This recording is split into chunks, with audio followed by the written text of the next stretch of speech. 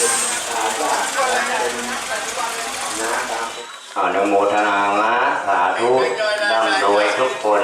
นะรวยด้วยความภาคเพียร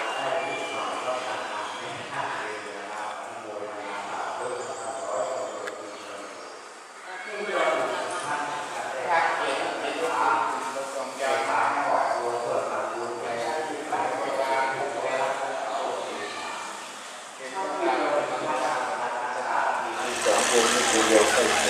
ขอให้เกิดการปัจจัยที่ได้เลยนะที่โยมนั่นจะมาถวายได้ความตั้งใจนั่นเป็นการ